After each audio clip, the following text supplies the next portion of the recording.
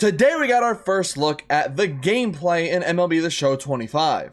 I'm sure you want to know what was talked about, so let's not waste any time and let's just get on into it. The first thing that they talked about was the ambush hitting, which makes it to where you choose one side of the plate to get a bigger PCI and a bit of improvement to your swing timing. If you happen to choose a side of the plate and the pitch is on the other side, then you'll have a smaller PCI to hit with. They didn't specify yet, and probably will Thursday, whether or not you can only choose left or right with this, but based off of what they said, it's probably more likely that it will be that way, where you won't be able to actually choose up or down, and you'll be stuck choosing left or right. I'm also sure that you can choose whether or not to use this mechanic, like how the notches have been in these past couple of years, but hey, it can't hurt out to try it like at least one time.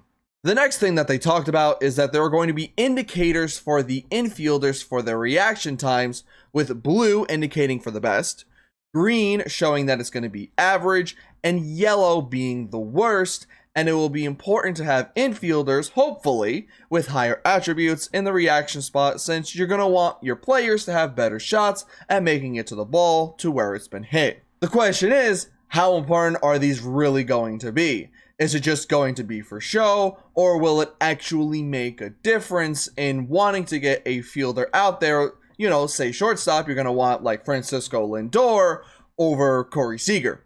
But if this does what it should and makes fielding and reaction-based attributes more important, then I am all for it, just so long as it makes sense. Obviously, we're going to want it to where if you have a diamond fielder out there, they're going to be able to make the plays. But even if you have somebody who's bronze out there, you don't want it to be to where even somebody who isn't the best fielder just looks like a lost puppy dog out there until the ball just basically gets past them. So hopefully in the end, everything just makes sense with this. Next, we have a new difficulty called G.O.A.T. This will be a higher and even more difficult difficulty than Legend. Everything will be more difficult, including the pitch speeds being faster, breaking balls having more break, timing windows to hit being even tighter, and your PCI being smaller. For those of you who play Legend a ton and are the best of the best, this is probably something that you're really looking forward to, and you know, good for them. I really hope that they enjoy it. But to the average Joe Schmo, like me and you, this probably isn't going to have that much of an impact on us, except for when we potentially get extreme later on down in the line. Next, we have the new Homerun Rob Meter, which has changed to show your exact timing window to be able to rob both home runs and balls that might be hit off the wall. In it, you have to run up to the wall to where the indicator is and press your jump button while the timing is as close to the green as possible for your best chance to rob the home run or the hit. One thing that I do wonder about this is if it'll always be as slow as it seems to be, since if just so long as your player has the attributes to rob these, you'll probably be able to do it rather easily with how everything seems to be shown. For the sake of things not being too easy or just not exactly as it seems, I hope that we learn a little bit more about this, or that the meter can at times be a little bit faster.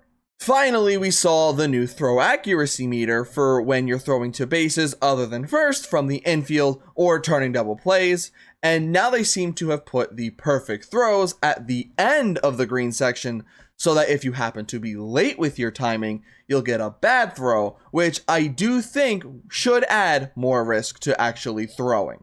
Having it here instead of the middle makes it to where you can be safe rather than sorry if you decide to do it earlier, but that might come with the risk of just missing out on getting the out. Or, if you're late, then you either just have to accept the potential missed throw, or you'll have to redo the throw. My concern for this, and I hope that they mention it on Thursday, is whether the tags themselves on good but not perfect throws are better. I've had times where I've had a good throw get to the infield with the runner still about 5 to 10 feet away, and for some reason, my fielder just cannot even get close to making the tag. Hopefully, this will be fixed and talked about, but if not, it will be still a little bit disappointing. Alright, that's everything that we've learned so far when it comes to MLB The Show 25's gameplay.